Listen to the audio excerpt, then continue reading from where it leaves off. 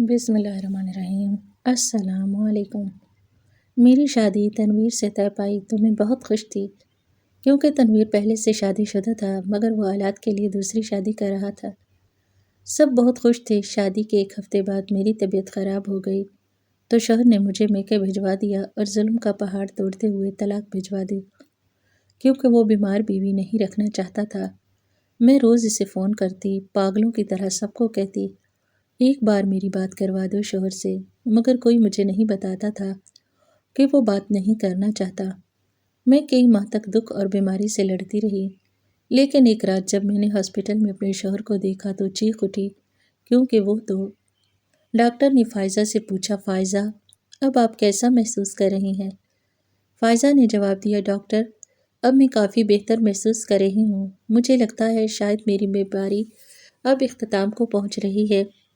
میں نے اپنی طبیعت میں کافی بہتری محسوس کی ہے۔ وہ ڈاکٹر سے بات کر ہی رہی تھی کہ اچانک اس کی نظر ایک بیڈ پر جا پڑی۔ جب اس نے بیڈ کی طرف دیکھا تو اس کی چیخیں نکل گئی۔ وہ حیران رہ گئی، کیونکہ اس کے سامنے وہ شخص تھا جس سے اس کا کبھی رابطہ نہیں ہو پایا تھا۔ 5 سال پہلے جو کچھ اس کی زندگی میں ہوا وہ شاید کبھی بھلا نہیں سکی تھی، مگر زندگی میں آگے بڑھنا ضروری تھا۔ اسی وجہ سے فائزہ تھوڑی حیران تھی۔ ڈاکٹر اس سے باتیں کر رہی تھی، لیکن وہ نہ جانے کن خیالوں میں گم تھی۔ وہ خود بھی یہ بات سمجھ نہیں پا رہی تھی کہ وہ کیا سوچ رہی ہے، جیسے اس کا دماغ بالکل بند ہو چکا تھا۔ اس کے سامنے کیا تھا وہ خود بھی سمجھ نہیں پا رہی تھی۔ ڈاکٹر نے اسے ہلایا اور کہا، فائزہ اب کہاں گم ہو گئی ہیں؟ یہ آپ کا نسخہ ہے، آپ میڈیکل اسٹور سے دوا لے لیجئے۔ آئین ممکن ہے کہ اس دفعہ آپ کا ٹیسٹ کلیئر ہو جائے۔ فائزہ نے ڈاکٹر سے نسخہ پکڑا اور باہر پڑے بینچ پر اس بیڈ کے سامنے جا کر بیٹھ گئی۔ وہ اپنے خیالات میں گم ہو گئی۔ اس کی سوچ، نگاہیں دھندلی سی ہونے لگیں، جیسے وہ کسی گہری سوچ میں کھو گئی ہو۔ اچانک اس کے ذہن میں کسی کے ہنسنے کی آوازیں آنے لگیں اور وہ ان آوازوں میں کھونے لگی۔ فائزہ کو محسوس ہوا جیسے وہ آوازیں کہیں بہت قریب سے آ رہی ہیں۔ یہ آوازیں اس کے دل کے کسی گہرے کونے میں دبے ہوئے ماضی کی تھیں، جو اچانک زندہ ہو گئی تھیں۔ وہ منظر آنکھوں کے سامنے واضح ہونے لگا، جب وہ اور وہ شخص جسے وہ کبھی بھلا نہیں سکی تھی ایک ساتھ ہنستے تھے۔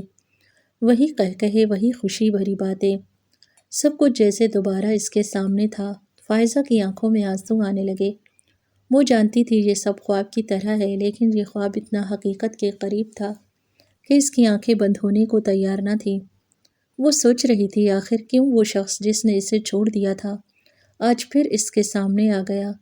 کیا تقدیر نے انہیں دوبارہ ملانے کا فیصلہ کر لیا ہے، یا یہ محض ایک اتفاق ہے؟ وہ اس خیال میں کھوئی ہوئی تھی کہ اچانک اس کے سامنے وہ شخص چلتا ہوا بینچ کے قریب آیا اور تھوڑی دیر خاموش کھڑا رہا۔ اس کے چہرے پر ہلکی سی مسکراہٹ تھی، جیسے وہ بھی کسی گہری سوچ میں ہو۔ فائزہ کی ہمت نہ ہو سکی کہ وہ اس سے کوئی بات کرے۔ وہ خاموشی سے اسے دیکھتی رہی اور دل میں ہزاروں سوال اٹھنے لگے۔ کچھ لمحے یوں ہی گزر گئے، پھر اس شخص نے آہستہ سے کہا، فائزہ اتنے سال بعد تم سے مل کر عجیب سا لگ رہا ہے۔ میں نے کبھی تمہیں نہیں سوچا تھا کہ ہم لوگ دوبارہ ملیں گے۔ فائزہ کے دل میں ہزاروں جذبات بیدار ہو چکے تھے۔ وہ یہ سمجھ نہیں پا رہی تھی کہ دوبارہ اس شخص پر اعتماد کرے یا ماضی کے درد کو دوبارہ زندہ ہونے سے بچائے۔ فائزہ اٹھ کھڑی ہوئی، قدم بڑھانے لگی۔ چلتے چلتے اس کے ذہن میں یہ آوازیں گونجنے لگیں، میں فائزہ منور جو ایک قابل ڈاکٹر بننا چاہتی تھی، جس کے خواب شاید اب ٹوٹ چکے ہیں۔ میں کون تھی؟ میں وہ تھی جسے بیمار سمجھ کر ٹھکرا دیا گیا تھا۔ میں کس قدر خوش باش رہا کرتی تھی۔ وہ اپنے قدم بڑھاتی جا رہی تھی۔ کچھ دیر بعد وہ رکشے میں سوار ہوئی اور اپنے گھر آ گئی۔ گھر پر بھی وہ ساکت بیٹھی رہی۔ اسے کچھ سمجھ نہیں آ رہا تھا کہ اس شخص کے ساتھ کیا ہوا اور وہ کیسے اس کی طرف بڑھ سکتا ہے۔ اب تو وہ اس کے لیے نامحرم ہو چکا ہے۔ آج سے 5 سال پہلے جب میں 20 سال کی تھی اور میڈیکل کالج جانے کی تیاری کر رہی تھی، کیونکہ میرا ایڈمیشن ہو چکا تھا اور میں بہت خوش تھی کہ میری زندگی بدلنے والی ہے، لیکن اس دوران میرے والدین نے میرا رشتہ طے کر دیا۔ میں انکار نہیں کر سکی۔ میرے ابو نے کہا، تمہارے خواب اب سسرال جا کر پورے ہوں گے، اور میں نے فرما برداری سے اپنا سر جھکا دیا۔ میرے والد نے کہا کہ پہلے شادی کر لو اور پھر میڈیکل کالج جانے کا سوچنا۔ لڑکے کا نام تنویر تھا اور وہ پہلے سے شادی شدہ تھا۔ میری خالہ نے یہ رشتہ کروایا تھا۔ میں نے کہا کہ ٹھیک ہے، اگر وہ مجھے شادی کے بعد پڑھنے کی اجازت دے تو مجھے اس شادی پر کوئی اعتراض نہیں ہوگا۔ یہ سن کر میرے والد نے کہا نہیں، وہ شادی کے بعد پڑھنے کی اجازت نہیں دیں گے، کیونکہ وہ شخص پہلے سے شادی شدہ ہے اور اسے اولاد کی خواہش ہے۔ تم اس کو اولاد دے دینا، اس کے بعد تم آزاد ہو جاؤ گی۔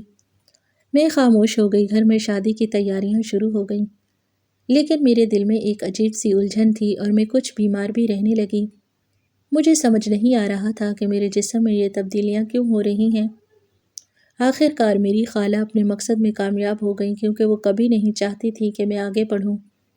انہوں نے میرے ابو کو ایسے بریف کیا جیسے وہ سب کچھ ٹھیک کر رہی ہوں اور ہم غلط ہوں۔ میرے ابو کچھ بھی سننے کو تیار نہیں تھے، بس یہی وجہ تھی کہ میرے خواب ادھورے رہ گئے۔ ہم 6 بہنیں تھیں اور میرے والد نے ہماری پرورش بہت سخت انداز میں کی تھی۔ ہم نے بھی اپنے والد کو کبھی شکایت کا موقع نہیں دیا تھا۔ میں درمیانی بہن تھی، مجھ سے چھوٹی ایک بہن تھی، یعنی میں 5ویں نمبر پر تھی۔ میں کچھ نٹکھٹ اور شرارتی بھی تھی اور ہر وقت خوش رہنے کی قائل تھی۔ کچھ دنوں سے مجھے مکمل طور پر خاموش دیکھ کر میری بڑی بہن سیما باجی نے مجھ سے پوچھا، فائزہ، آخر تمہیں پریشانی کس وجہ سے ہے؟ جس شخص سے تمہاری شادی ہو رہی ہے وہ تو کافی سمجھدار لگتا ہے اور مجھے نہیں لگتا کہ وہ تمہیں پڑھنے سے روکے گا۔ میں نے جواب دیا، بات ایسی نہیں ہے، جو بھی ہوگا تو سسرال میں ہی۔ ابا میری شادی اتنی جلدی کیوں کر رہے ہیں؟ میری بہن نے کہا، یہ بات تم نے مجھے تو کہہ دی، لیکن دوبارہ کسی اور سے مت کہنا۔ اگلے جمعہ کو تمہارا نکاح ہوگا اور نکاح بہت سادگی سے ہوگا۔ مجھے کچھ سمجھ نہیں آ رہی تھی کہ میرے ساتھ ہو کیا رہا ہے۔ اوپر سے میری طبیعت بھی دن بدن بگڑتی جا رہی تھی۔ جب بھی میں کسی سے بات کرنے کی کوشش کرتی تو وہ کہتے کہ یہ سب تمہارے وہم ہیں، شادی نہ کرنے کے بہانے ہیں۔ میں خاموش ہو گئی۔ میں نے اللہ تعالیٰ سے التجا کی، یا رب، اب تو ہی ہے میرے حال کا محرم۔ اگر تو نے میرے لیے یہی سے بہتر سوچا ہے تو مجھے قبول ہے۔ میرے دل میں خوشی آنے لگی۔ جیسے جیسے دن گزر رہے تھے میں اپنی شادی سے تھوڑا بہت خوش رہنے لگی تھی۔ مجھے لگا تھا کہ شاید جو جیسا میں گمان کر رہی ہوں ویسا کچھ بھی نہ ہو، سب لوگ ویسے ہوں جیسا میں چاہتی ہوں۔ ہو سکتا ہے میں غلط سوچ رہی ہوں۔ بس انہی خیال میں بہت زیادہ مجھے خوش دیکھ کر میرے والد اور بہنیں بھی بہت زیادہ خوش ہوئی تھیں، لیکن میرے دل میں پھر بھی یہ خوف تھا، ڈر تھا۔ لیکن میں نے اپنے تمام خوف اور ڈر اللہ کے سپرد کر دیے اور میں اپنے نکاح کے دن کا انتظار کرنے لگی تھی، کیونکہ نکاح کا دن وہ دن ہوتا ہے جس کا ہر لڑکی کو شدت سے انتظار ہوتا ہے۔ اس کے بعد زندگی مکمل طور پر بدل جاتی ہے۔ بس یہی وجہ تھی کہ میں اپنے آپ کو خوش رکھنے لگی۔ ہر وقت اپنے ہونے والے شوہر کے بارے میں سوچتی، یہ سوچتی کہ وہ مجھے آگے پڑھنے کی اجازت دیں گے یا نہیں۔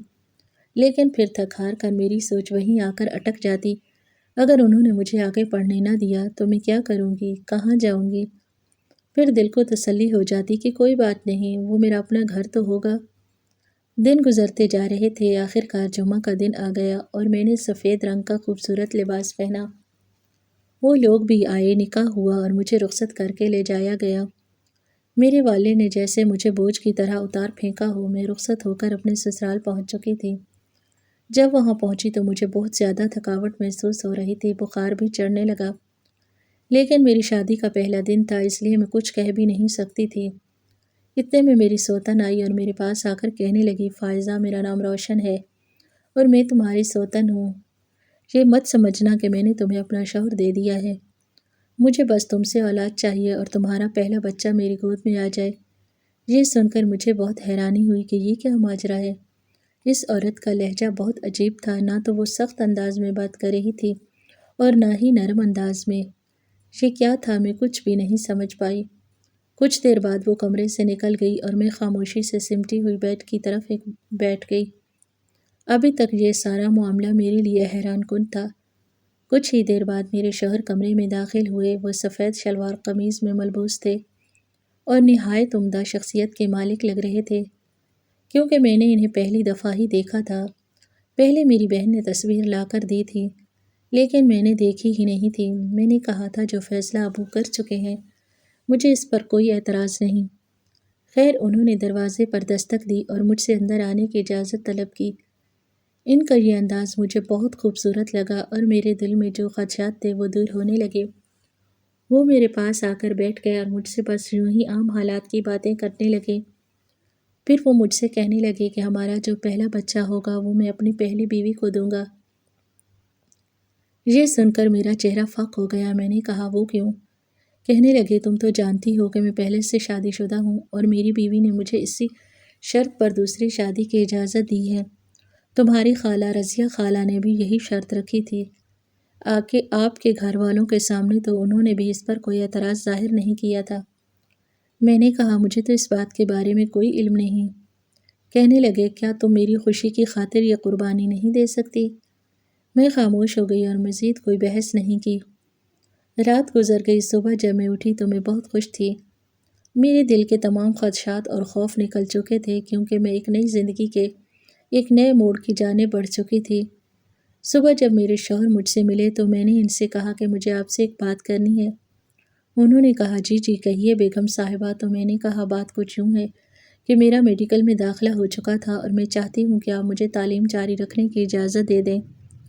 یہ سننا ہی تھا کہ میرا ہاتھ جو ان کے چہرے کی طرف بڑھا ہوا تھا انہوں نے جھٹک دیا اور اٹھ کر بیٹھ کے نہایت غصے سے مجھے دیکھنے لگے اور کہنے لگے میں نے تمہاری اتنی قیمت اس لیے ادا نہیں کی کہ تمہیں آگے پڑھاؤں، بس تم مجھے پسند آئی تھی ایک نظر میں اور میں نے تم سے شادی کر لی۔ اس کا مطلب یہ نہیں ہے کہ میں تمہارے ناز نخرے اٹھاؤں۔ تم یہاں پر صرف میرے بچے پیدا کرنے کے لیے آئی ہو، اس کے علاوہ تمہارا کوئی کام نہیں۔ تم بچے پیدا کرو اور اس کے بعد جو چاہے کرو، لیکن مجھے پہلے بچے چاہیے۔ وہ اٹھ کر کمرے سے باہر چلے گئے اور کمرے کا دروازہ اس قدر زور سے بند کیا کہ سارے گھر میں اس کی آواز گونجنے لگی۔ میری آنکھوں سے آنسو بہنے لگے کیونکہ میں نے تو جو توقع کی تھی بالکل اس کے برعکس تھا۔ شاید میرے خدشات سچ ہونے لگے تھے کہ میں نے اس رشتے سے کوئی اچھا گمان نہیں کیا تھا۔ میں مسلسل روتی رہی لیکن مجھے دلاسا دینے کے لیے کوئی نہ آیا۔ کچھ دیر بعد کمرے کا دروازہ کھلا اور میں بیڈ کے ساتھ ٹیک لگائے رو رہی تھی۔ میری سوتن اندر داخل ہوئی اور مجھ سے کہنے لگی میں نے رات کو سمجھایا تھا نا کہ تم یہاں صرف اولاد کے لیے لائی گئی ہو، اس کے علاوہ تمہارا اس گھر میں کوئی حق یا حیثیت نہیں ہے۔ ان کا لہجہ نہایت تکبر آمیز تھا، جیسے میں ان کی کوئی غلام ہوں۔ انہوں نے بھی زور سے دروازہ بند کیا اور باہر چلی گئیں۔ مجھے چکر آنے لگے اور میں بے ہوش ہو گئی۔ کوئی بھی میری خبر لینے کے لیے نہ آیا۔ اس گھر میں اس قدر بے حس لوگ بستے تھے۔ جب میں ہوش میں آئی تو خود کو فرش پر پایا۔ میرے سر میں شدید درد ہو رہا تھا اور جسم بالکل بے جان محسوس ہو رہا تھا۔ میں نے بمشکل اپنے آپ کو اٹھایا اور بیڈ پر جا کر بیٹھ گئی۔ دل میں ایک عجیب سا خالی پن اور مایوسی کا احساس تھا۔ میری آنکھیں مسلسل نم تھیں اور ایک ایک پل مجھے اپنی بے بسی کا احساس دلاتا جا رہا تھا۔ کچھ دن اسی کیفیت میں گزر گئے۔ میرے شوہر سے میری کوئی بات نہیں ہوئی۔ وہ اکثر باہر ہی رہتے۔ جب بھی گھر آتے مجھے نظر انداز کر کے اپنی پہلی بیوی کے کمرے میں چلے جاتے۔ ان کے رویے نے میرے دل کو مزید توڑ کر رکھ دیا تھا۔ میری سوتن جو اپنے غرور اور تکبر میں مگن رہتی، ہر دن کوئی نہ کوئی تلخ بات سناتی کہ میں اس گھر میں کوئی حیثیت نہیں رکھتی اور میری موجودگی صرف ان کی ضرورت کی بنا پر ہے۔ ایک رات میں نے اللہ تعالیٰ کے حضور اپنے دل کی ساری باتیں رکھیں اور بہت دعا کی کہ مجھے اس پریشانی سے نجات دے۔ اگلی صبح کچھ ہمت جٹا کر میں نے اپنے شوہر سے بات کرنے کا فیصلہ کیا۔ جب میں ان کے کمرے میں پہنچی تو دیکھا کہ وہ اکیلے بیٹھے ہیں۔ میں نے موقع غنیمت جانا اور ان سے بات کرنے لگی۔ میں نے کہا کیا مجھے یہاں کچھ سکون اور عزت مل سکتی ہے؟ میں بھی انسان ہوں، میرے بھی کچھ جذبات ہیں۔ اگر میں نے آپ کے گھر میں قدم رکھا ہے تو میری بھی کچھ خواہشات ہیں۔ کیا آپ کو میری خوشی اور تعلیم کی کوئی پرواہ نہیں؟ وہ میری باتوں کو سن کر غصے میں آ گئے اور کہنے لگے تمہیں جو کہا گیا ہے وہی کرو۔ میں تمہیں اس لیے نہیں لایا کہ تم مجھ سے اپنے حقوق کی بات کرو۔ پھر ایک سرد نگاہ مجھ پر ڈال کر کہنے لگے اگر تم یہاں رہنا چاہتی ہو تو ان شرطوں پر رہو ورنہ دروازہ کھلا ہے۔ میں اپنے شوہر کو اپنی طبیعت کے بارے میں بتانا چاہتی تھی کہ میرا بار بار بے ہوش ہونا، ہر وقت سر میں درد رہنا اور بھوک کا نہ لگنا، یہ ساری علامات کسی عام بیماری کی نہیں تھی۔ میں ان کو سب کچھ بتا دینا چاہتی تھی لیکن ان کا لہجہ اور رویہ اتنا عجیب تھا کہ میں ڈر کے مارے کچھ کہہ بھی نہیں سکتی تھی۔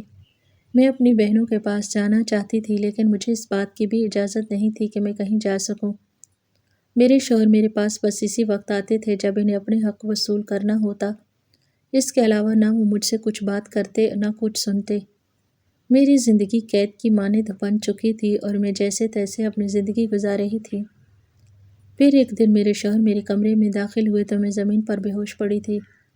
وہ مجھے اٹھا کر ہسپتال لے گئے۔ جب ہسپتال پہنچی تو مجھے پتہ چلا کہ میں ہیپاٹائٹس سی کی مریض ہوں اور یہ آخری سٹیج پر ہے۔ میرے شوہر نے مجھے ہسپتال سے سیدھا میرے ابو کے گھر چھوڑ دیا۔ میں حیران ہوئی کیونکہ انہوں نے مجھے کچھ نہیں بتایا۔ جب میں نے اپنی رپورٹس دیکھی تو یہ دیکھ کر میں پریشان ہو گئی، کیونکہ یہ کوئی عام بات نہیں تھی۔ جس سے بھی بات کرتی وہ یہ کہہ کے دیتے کہ شاید پڑھائی کی ٹینشن ہے یا کوئی اور بہانہ بنا دیتے، لیکن یہ کوئی بہانہ نہیں تھا۔ میں حقیقت میں بیمار ہوتی جا رہی تھی۔ خیر آخر کار میں اپنی بہنوں کے ساتھ رہنے لگی، کیونکہ میری طبیعت دن بدن بگڑتی جا رہی تھی اور سسرال والوں نے بالکل منہ ہی موڑ لیا تھا۔ ایک ہفتہ گزرا، 2 ہفتے گزرے، 3 گزرے، یہاں تک 1 مہینہ گزر گیا۔ جب بھی میں تنویر کو کال کرتی تو وہ کال نہیں اٹھاتے تھے۔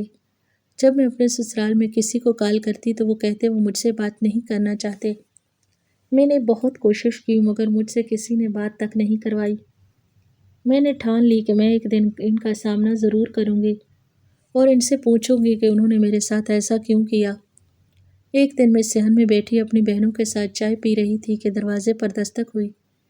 ڈاکیا آیا تھا اور اس کے ہاتھ میں ایک نوٹس تھا جو کہ فائزہ کے نام پر تھا۔ میں اٹھی اور میں نے اپنا نوٹس ریسیو کیا تو وہ تنویر کی طرف سے تھا۔ اس نوٹس میں یہ لکھا تھا کہ بیمار ہونے کی وجہ سے وہ میرے اخراجات نہیں اٹھا سکتے اور انہوں نے مجھے طلاق دے دی ہے۔ میں وہیں پر کھڑی رہ گئی، میرے ہاتھ سے وہ پیپر چھوٹ گیا۔ میں نے جلدی سے اپنے سوتن کو کال کی تو انہوں نے فون اٹھا لیا اور کہنے لگی ہاں ہمیں بیمار بچے نہیں چاہیے تھے، ہم نے تو یہ شادی صرف بچوں کے لیے کی تھی اور تم تو بیمار ہو، اس لیے میں کسی بیمار کو اپنے گھر میں نہیں رکھنا چاہتی۔ پھر انہوں نے میرے منہ پر فون بند کر دیا۔ میں زمین پر گھٹنوں کے بل بیٹھ چکی تھی۔ میں کہاں جاتی؟ میں اپنے والد کے پاس تو نہیں رہ سکتی تھی، کیونکہ انہوں نے مجھے پہلے ہی ایسے بے حس شخص کے ساتھ باندھ دیا تھا۔ مجھے ان سے کوئی شکوہ نہیں تھا، شاید یہ میرے نصیب میں ہی تھا۔ میری بہنیں رونے لگی اور میں بھی زاروں قطار رو رہی تھی۔ میں نے اپنے آنسو صاف کیے اور سیدھا اپنے ابو کے کمرے میں چلی گئی۔ ان سے کہنے لگی کہ ابو آپ نے جو میرے لیے فیصلہ کیا تھا وہ شاید ناکام رہا۔ یہ طلاق کا نوٹس ہے، میں اتنا کہتی ہوں کہ کاش آپ مجھے پڑھنے دیتے، اور حالانکہ اگر آپ میری بات مانتے تو میں آج ان حالات میں نہ ہوتی۔ میں نے ان کے قدموں کے سامنے گر کر رونا شروع کر دیا۔ میرے ابو جب مجھے ہسپتال لے گئے تو وہاں جا کر پتہ چلا کہ میرا جگر بالکل ختم ہو چکا ہے اور میرا بچنا ممکن نہیں رہا۔ لیکن میں نے ہمت کی، اللہ تعالیٰ سے التجا کی کہ یا اللہ تو ہی میرا حامی ہے، تو ہی رحمان ہے، رحیم ہے۔ میں جانتی ہوں کہ تو اپنے بندوں کو کبھی بھی اکیلا نہیں چھوڑتا، تو میری مدد فرما۔ ڈاکٹر نے مجھے داخل کر لیا تھا اور میرا علاج شروع کر دیا۔ 3 مہینے بعد میرا لیور ٹرانسپلانٹ ہوا تھا اور وہ کامیاب رہا۔ جب میری رپورٹس آئیں تو ان میں میرے جگر نے اپنا کام کرنا شروع کر دیا تھا اور میں بہت خوش ہوئی۔ میرے والد بھی اپنے کیے گئے فیصلے پر بہت پچھتا رہے تھے۔ کچھ دن پہلے ہی میری خالہ کی بیٹی کو بھی طلاق ہوئی تھی۔ انہوں نے بھی میرے والد سے معافی مانگی کہ انہوں نے ان سے بدلہ لینے کے لیے مجھے میڈیکل میں نہیں جانے دیا، بلکہ میری شادی ایک شادی شدہ شخص سے کروا دی۔ میرے والد بھی بہت پچھتا رہے تھے، کیونکہ جو کچھ میرے ساتھ ہوا تھا شاید اتنے بے حس ماں باپ بھی یہ برداشت نہیں کر سکتے تھے۔ خیر میں نے خود کو سنبھالنا شروع کر دیا۔ 3 مہینے بعد مجھے ہسپتال سے ڈسچارج مل گیا اور میں اپنے گھر واپس آ گئی۔ آج میں ہسپتال میں اپنی آخری رپورٹ کروانے آئی تھی اور جب میں نے سامنے بیڈ پر دیکھا تو وہاں کوئی اور نہیں بلکہ میرا شوہر تھا، جو اب کینسر کے مراحل میں مبتلا ہو چکا تھا۔ اس نے مجھے بیمار سمجھ کر دھتکار دیا تھا اور آج وہ خود بیماری کی اس حالت میں تھا جس کا کوئی علاج بھی نہیں تھا۔ وہ شخص بمشکل بیٹھ کر میرے پاس آیا اور مجھ سے کہنے لگا مجھ سے بہت بڑی غلطی ہو گئی جو میں نے تمہیں دھتکار دیا اور آج اتنے عرصے بعد تم میرے سامنے ہو۔ میں نے اس کو کوئی جواب نہیں دیا اور خاموشی سے الٹے قدموں اپنے گھر واپس چلی گئی۔ میں کچھ بھی سمجھ نہیں پا رہی تھی کہ اس شخص کے ساتھ ایسا کیوں ہوا۔ میں اب انہی خیالات میں گم تھی کہ اچانک دروازے پر دستک ہوئی۔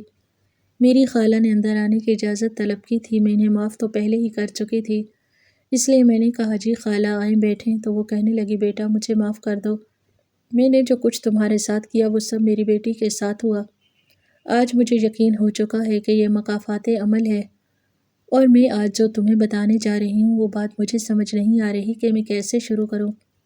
میں نے کہا خالہ کوئی بات نہیں، آپ مجھ سے کھل کر بات کیجیے، آپ کہنا کیا چاہتی ہیں؟ میری خالہ نے مجھے کہا جس شخص سے تمہاری شادی ہوئی تھی میں نے ہی اسے بھڑکایا تھا کہ تم بیمار ہو، نہ جانے کب ٹھیک ہوگی، اور جو تم سے بچے پیدا ہوں گے وہ بھی بیمار ہوں گے، اسی لیے اس نے تمہیں چھوڑ دیا۔ جب تمہارے قدم اس گھر سے نکلے تو پیچھے سے ان کا تمام کاروبار ڈوب چکا تھا، اور پھر کچھ دن بعد ہی تمہاری سوتن کا ایکسیڈنٹ ہوا اور اس کی دونوں ٹانگیں پیرالائز ہو گئیں، اب وہ چل نہیں سکتی، اور تمہارے شوہر بھی کینسر کے مرض میں مبتلا ہیں۔ بیٹا یہ دنیا نام ہی مکافات کا ہے، جو لوگ دوسروں کے ساتھ برا کرتے ہیں ان کے ساتھ کبھی بھی بھلا نہیں ہوتا۔ میں نے تمہارے ساتھ برا کیا تو میرے ساتھ بھی دگنا برا ہوا، اور تمہارے سسرال والوں نے جو تمہارے ساتھ برا کیا تو ان کے ساتھ بھی ایسا ہی ہوا۔ وہ تو شاید قابل معافی تھا، تم بیمار تھیں، لیکن انہوں نے تمہارا ساتھ دینے کی بجائے تمہارا مذاق اڑایا، تم پہ ظلم کرتے ہوئے تمہیں طلاق دی۔ طلاق بھی ایک بہت بڑا ظلم ہے۔ میری خالہ زاروں قطار ہاتھ جوڑے میرے سامنے رو رہی تھی۔ اب میں نے ان کے ہاتھ تھام کر کہا خالہ اللہ تعالیٰ معاف کرنے والا ہے، بس سچے دل سے توبہ کر لیجئے، وہ ہم سب کو معاف کرنے والا ہے۔ اللہ تعالیٰ ان کا بھی بھلا کرے، مجھے کسی سے کوئی شکوہ شکایت نہیں، اللہ تعالیٰ نے میرا بدلہ لے لیا ہے۔